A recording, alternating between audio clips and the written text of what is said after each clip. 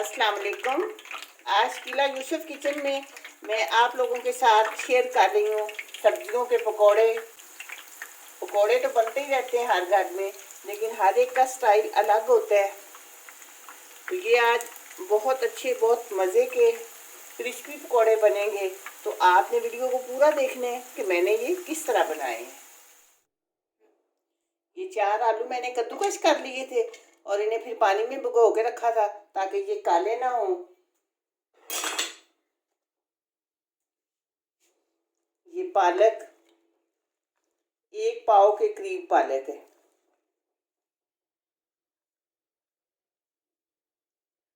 और बंद गोभी 50 ग्राम।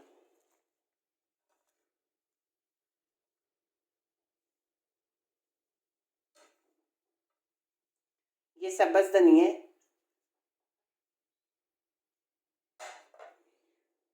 सब्ज मिर्चें,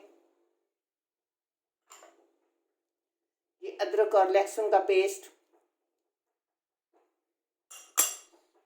ये 1 टेबल स्पून होगा। ये कसूरी मेथी, खुश्क धनिया, कुटी हुई सुर्ख मिर्च,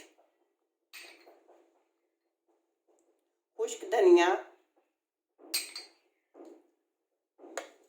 हल्दी, नमक,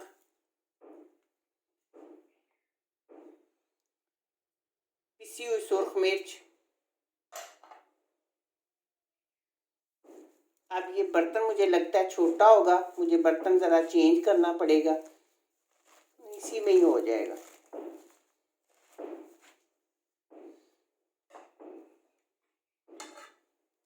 अब ये देखें, पहले मैं डाल रही हूँ 4 टेबल स्पून चावल का आटा।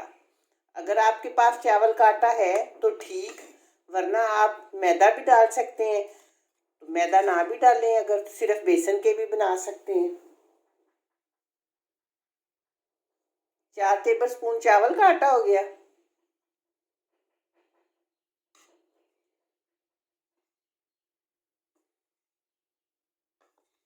और ये मैंने 6 टेबल स्पून बेसन डाला है। अब ये देखते हैं कि अगर और डालनी पड़ेंगी चीज़ें तो डाल लेंगे। ये ऑयल है 2 टेबल स्पून।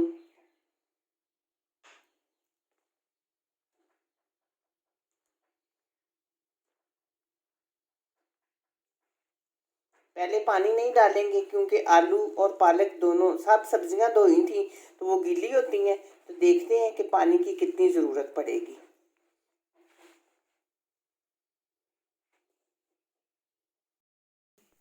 ये बर्तन मैंने चेंज कर लिया था, वो ज़रा बर्तन तंग था क्योंकि खुले बर्तन में अच्छी तरह ये मिक्स होगा। अभी तक मैंने पानी नहीं डाला, लेकिन अब हल्का सा डालती हूँ।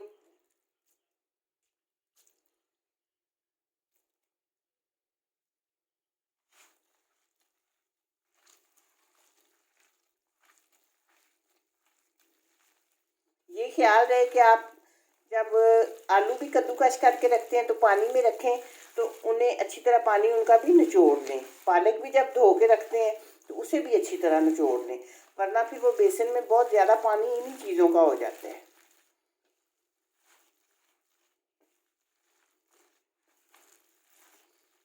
बस ये इसी तरह का मुझे चाहिए। बेसन भी और नहीं डालेंगे क्योंकि सब्जियों का जायका आना चाहिए।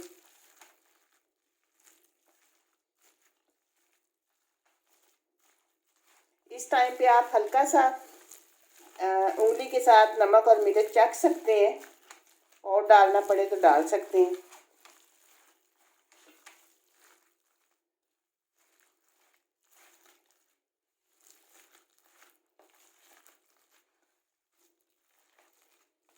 चावल का आटा मैंने सिर्फ इसलिए डाला है कि वो ज़रा क्रिस्पी हो जाते हैं पकौड़े, और कोई नहीं, वरना आप सिर्फ बेसन के भी बनाना चाहें तो बना सकते हैं, क्योंकि बाज़ लोगों ने चावल का आटा नहीं खाना होता।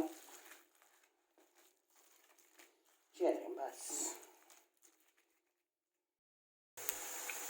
अब ऑयल गर्म होने पे ये मैं पैन में डाल रही हूँ। छोटे छोटे डालने हैं, बहुत बड़े नहीं। और और जब डालने लगे तो हाथ के साथ थोड़ा सा ऐसे करके, ताकि फिर वो ऐसे करके फैला लें ताकि अंदर से कच्चे ना रहें।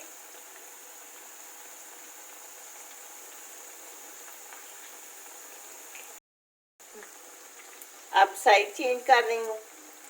एक कोई भी चीज़ फ्राई करते वक्त हमेशा मीडियम आंच पे करें, क्योंकि अगर हम तेज़ आंच पे करेंगे तो वो एकदम से चीज़ ऊपर से तो हो जाएगी, हमें लगेगी कि पक गई है, लेकिन अंदर से वो कच्ची रहेगी।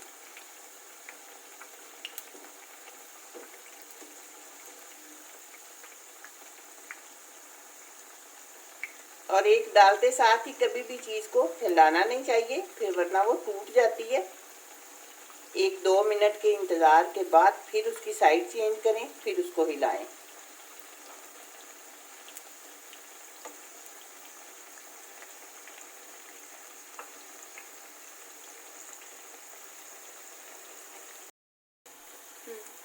अब दोनों साइडों से ब्राउन हो चुके हैं, ये मैं निकाल लूँगी।